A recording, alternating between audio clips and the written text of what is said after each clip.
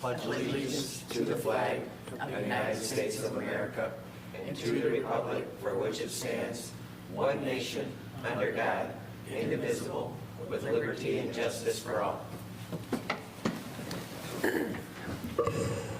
Good evening. I'll have the clerk please call the roll. Supervisor Fountain? Here. Clerk Chokwu? Here. Treasurer Horning? Here. Trustee Germain? Here. Trustee McMullen? Here. Trustee O'Connell? Here. Trustee Petrucci? Here. Thank you. Item number 4 is approval of our agenda. So move. Support. Motion by trustee O'Connell, second by trustee Petrucci. Any discussion? Being none, all those in favor say aye. Aye. Those opposed, nay. Motion carries. Call to the public. Anything this evening? Good evening. Sure. Larry Shaheen, I have one question. How do I find the accounts payable information? Is that on your website? And if it is, under which tab? The accounts, like for our bills? Yeah. It's part of our agenda. So if you go into meetings, 6A. and then you'll see it right here. That's all of our payables that are approved under our consent agenda. And they're in every packet that we have when we have a regular meeting. Okay. Yep, All right. Thank you very much. yep, no problem. Thank you. Yep. Two. Item number 6 is approval of our consent agenda. So move. Support. Motion by trustee Petrucci, second by trustee O'Connell. Nope. That. Trustee Germain. Any other discussion? Being none, all those in favor say aye. Aye. Those opposed, nay. Motion carries. We have one pending in new business this evening. This is Heartland Township GIS upgrades proposal. I'll turn this over to Manager West. Thank you, Supervisor Fountain. What we have before us is a proposal to, I use the term somewhat loosely, to update our GIS or upgrade our GIS, but it's actually a total rehabilitation of our GIS system. The historic records are somewhat crude. In fact, we found some data points that were actually hand-drawn in. And so this was originally budgeted in the water CIP, but the scope of it has expanded to where it actually offers a public benefit because it will have aerial imagery, all utilities, all our BSNA assessing information that is available to the public in it, as well as it can even go to our planning department and it will highlight all our current projects where you can actually click on the actual parcel and it will show the site plan through a link. So this is a much bigger scope than what we had originally planned for 2 years ago when we did the water CIP. Because this benefits every single department in the township as well as the public, we're recommending shifting it from the water fund to actually paying for it out of the PEG fund, which currently has a surplus balance of $179,000. So the contract service is all inclusive is $53,000. We had budgeted $55,000 in the water CIP. So that's kind of a brief flyover, but it will be a very valuable tool for the public as well as all the different departments within the township. So I'll be more than happy to answer any questions that anybody may have. I tried to not go into too much detail and bore you, but it is definitely a very unique program and definitely beneficial. We have seen some parts that they have already completed of our community, and it is a phenomenal tool that I'm proud to have before you. So, Bob, as new projects come on board, does this program automatically upload those as well? Well, as part of our engineering review, when the engineers review the plans, we can certainly update them and assign them to a parcel number. So hypothetically, if someone were to click on or go onto the GIS and look at the arrow image and click on an actual parcel, they would be able to see what is currently in our planning queue for that parcel. Once let's say the development is complete, the as-built site plans will actually be incorporated into that software as well. So if we ever have to figure out where the utilities were or what, we'll take a plan development per se, what was originally approved, it will all be linked in the computer system. So we don't have to actually store the hard copies in the back file room. So. That's part of the completion of a project. When a development comes in, once we do the closeout on that entire project, we do a final walkthrough to check valves, hydrants, all those kinds of things. Once that's done, before we sign off on the project, the imagery and all of the documentation has to be delivered to our engineering firm, formatted correctly for the GIS. It can just be uploaded into it. So when we talked about archiving all of our records, this would be a tool that we'll utilize to take old plans and things that are out and currently in paper form, they'll become digital? That is the correct statement. Unfortunately, we still have a pile of them in the back file room because historically that's how as bills were kept. So, we're not unique in that matter. That is any town USA municipality. But it is part of our kind of document retention and cleaning up the back room area. Anybody else have any questions? Yeah, I got a few. Go ahead. So, if this goes through all the departments, first question I have, are people able to access it for paying their property taxes or any other bills, or is it just to review items like that? It would be more of a read-only type Okay. setup, because we don't want anybody to necessarily have access to that. However, anytime, we're actually looking at like a BSNA cloud system, because BSNA is changing the way they do things. When that is incorporated in, any service that you could do through BSNA, you would be able to do through this GIS. So if you can see your tax bill on BSNA, you would be able to see it in the GIS program as well. Okay, and You then, wouldn't be able to manipulate anything, because again, it would be read-only. And in fact, some of the stuff, I should be clear just in transparency, we will not disclose all the utilities to the public. That's actually one of the unique features as part of Homeland Security that are protected even from FOIA requests. So if somebody were to come in and request a copy of all our water plans, we are not required by law to provide those to them. and is this a subscription based, or is it like a one-time user fee for this? The $53,000 is basically the capital upfront cost. The subscription fees are very nominal. I think they're in the neighborhood of less than $1,000 a year. And that's, quite frankly, would be incorporated through all the different developments.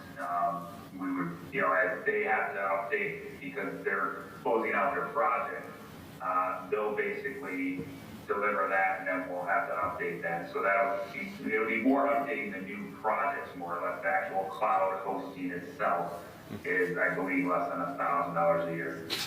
And then what's the longevity of the software? It doesn't have to be replaced right away. The longevity of the software, the nice thing is GIS, the core code, has never changed. So if we were to hypothetically change our minds 20 years from now or 10 years from now and say we want to go to a different GIS platform, all our data would simply transfer. Part of the big cost of this is a lot of our data is not in the proper code form because, again, historically, we have found some things that were hand-drawn in. Now, some of that does come from the sewer system, so that certainly dates back to the early 90s. But essentially, the same data we have that was written under the normal code, the standard code, is still relevant today. I'll phrase it that way. So the cost you see here, again, is just simply for incorporating it all into the platform, more of a capital one-time cost, but it would be transferable if we decide to shift down the road. GIS is truly up to the end user or the owner in our case. We have all the data, but you're going to need some sort of system to host it on, whether it be through Esri or ArcGIS. Did that answer your question? I hope. Yeah. Yeah, it's good. Thank you. Yep. Other questions? Being none, I'll entertain a motion. I'll move to approve the proposal from Spalding to Decker for the Heartland Township GIS upgrade in an amount not to exceed $53,000. Support. Motion by Clerk Schofield, second by Trustee Petrucci. Any other discussion? Being none, all those in favor say aye. Aye. Those opposed, nay. Motion carries. Thank you, Bob. Next is board reports. We start this evening with Trustee Petrucci. Well, when I walked in, Mike sort of took my thunder out of it, but they've started the driveway repair at the fire hall. And it'll be finished, I think, the end of the week. End of the week, yes. And so far, they found topsoil, debris, plywood, you name it, underneath the cement. So Kind you of wonder why it expected was that. cracking up and looked terrible. That's the reasons why, right there. That's all I have to report. Thank you. Clerk Schofield. No report. Treasurer Horning. I don't have a report. I'd just like to ask, normally don't we do Bob's mid-year review in June or so? We haven't done that. I'm the manager review committee. Please organize something? Yes. Great, Yep. thank you. Thank you. Trustee Germain. I have no report, but I would like to ask Mike Luce to provide an update on the improvements at the teen center building, please. Sure. So we were actually, Monday, they were scheduled to come in and start working on the doors. The technician that was scheduled to come in Monday was sick on Monday, so they did not come Monday. They will be there tomorrow morning at 8:30. They have 2 doors they're replacing, hinges, kick plates, the push, I forget what the name of it is, the big push button, yeah, the push button thing to open the door, I can't remember what that's called. Replacing a couple of those, and then again Friday morning as well. They're projecting to be there from about 8:30 to noon tomorrow, with the same on Friday, 8:30 to noon. And we're scheduling with Lori, one of the directors at the teen center, the lighting upgrade. They're gonna, K&J Electric is gonna come in. All of the lights are gonna be replaced with LEDs. Hand dryers, like air hand dryers, placed in both bathrooms. But we need to make sure that the kids will not be in there for a few days for K&J to come in, because they're gonna take all the ceiling tiles down to do the light replacement. So moving along very well. Would anticipate within the next month to have a lot of those improvements done. And then what direction we go with, we know we have to investigate that soft spot in the backyard. We just don't really know what we're gonna get into with that yet until we, start digging and see what's going on with it. But as I said, the doors, the only holdup on a couple of the doors is they're waiting for the doors to be shipped to them.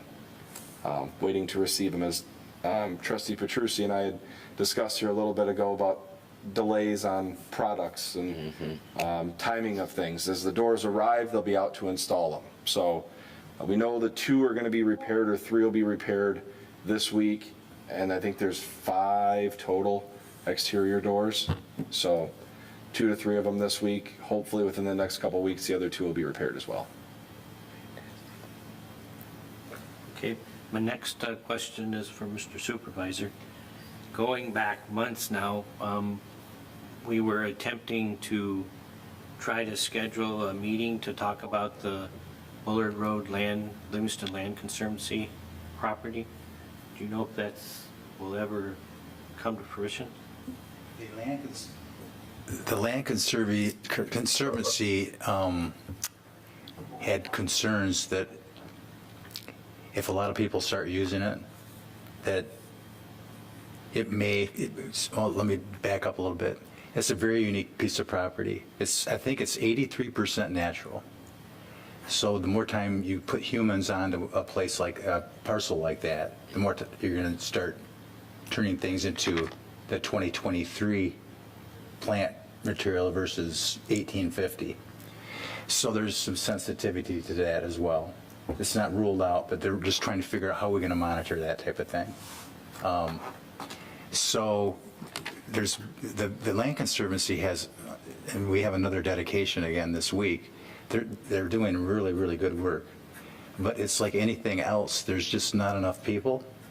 I mean, the board basically does all the work, all the stewardship, no different than in a lot of, so I'm not saying we're in a transition, but we're exploring what the options are, because it's very, very time consuming.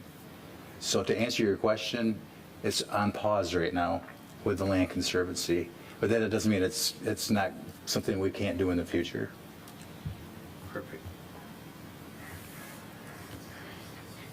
Anything else, Matt? No. Okay. Trustee O'Connell? No report. Trustee McMullen? No report. We had a chamber meeting this morning. I did not attend the chamber polo event this year, but the report was it was outstanding. They also did a family event on Sunday that was very, very well received. And one of the questions came up that the fields, and it was mentioned that the fields look fine, so I went out there on my own to double check. The fields, if you didn't know that the tents were up last week, you wouldn't even know that they were there, other than a couple spots next to the beverage counter where several people must have gathered for a while because the grass is trampled down. But one thing was really interesting when I was out there. This was just this morning, and there wasn't very many people. There were some kids, I think, from the church playing soccer. And this gentleman had like 5 or not more than that, probably 8 boxes. And when I got out of my car, you could hear the cooing. They were carrier pigeons. So I went up and talked to the gentleman. He lives here in Heartland, and I was just asking a lot of questions. He probably thought I was annoying, but it was fascinating. He says, yeah, it started just as a hobby, and he says now it's an obsession. So he lives up in north part out by Tyrone. He gets these pigeons, and he'll start bringing them a little bit farther and farther away. So he opens up these cages, and they fly. They fly about 50 miles an hour. And he said, by the time I get home, they'll already be there in their cages. So I had never seen it. You always hear about carrier pigeons. It was fascinating. So these things, the first batch flies up, and he said they don't want to get left behind. So they're going like 100 miles. He said they go 50 miles an hour. So they went up and they did 2 spins around, and then they took off to the north where they go. And he said he's training them to do they do these events where several of them will show up, and then they have like races. So one's going to be like in Toledo in a couple, I think mid-July. And then he'll bring them down there, and then they let them go, and I don't know if they time them based on distance or how they do that. It was fascinating. And he said the next one this fall is going to be in Kentucky. But how can, most humans can't find anything without one of these. And it was fascinating. You had 100, I don't know. Nobody knows but it was very, very interesting. So that was my day. Bill, can I respond to that, your comment a little bit? I was out there on Monday. Yeah, Monday. Or was it yesterday? No, it was yesterday. And Was it Monday? they were still taking the tents down. And I looked at the fields, they were fine. And I just think that we lucked out, because if that event is next weekend, those fields would be chewed up because of the rain. Right. So I think that although it's a great location, it's a great event, and we really want to support it, we need to find a more permanent place, because I'm telling you, if it rains a couple days, those fields will be just torn to hell. And we're going to have huge expenses. Well, that's a good point, and I think we should have that discussion, because I'm sure they're going to be looking to secure a spot for next year in the near And find a future. permanent place where it's visible and where, you don't have kids playing on it, because, the ankles being broken and twisted and everything from rut holes and all that. Yeah. But, so we lucked out, because I was out of town last weekend, and I didn't know whether they were setting up or taking down, so I went and I pulled in. I said, "Are you setting up or taking down?" I said, "We're taking down." I said, "Oh, good," because this weekend's supposed to be rainy. Right. And I'm thinking, oh my goodness, if it's this weekend, So it's just a thought. Well, you know what big events this weekend? Isn't it Balloon Fest? Yeah. Oh, no. So, But they're not 2,000-pound horses running on No, that's true. nice turf. So anyway, that's an update. I'm sure there will be a lot of discussion as we go forward. And Bob will be reaching out to the partners, the athletic group to review the events of this year and as we go into the future. It worked out well for him, obviously. I mean, Oh, yeah. It's a great location, but right? it's real iffy. Hey, did And every- they went down to, like, they were going to try to do 4 horses versus 4, and they went up going 3 to 3. Because when there's that many horses, they can't do what's really considered polo because you can't go fast enough. Did everybody hear that Bill Bamber retired out of Osceola?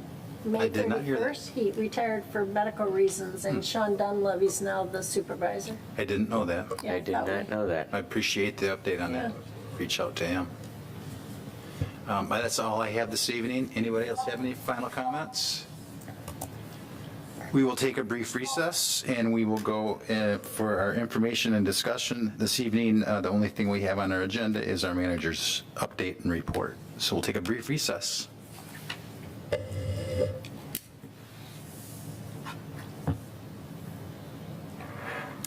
And there's our brief recess. Bob, you are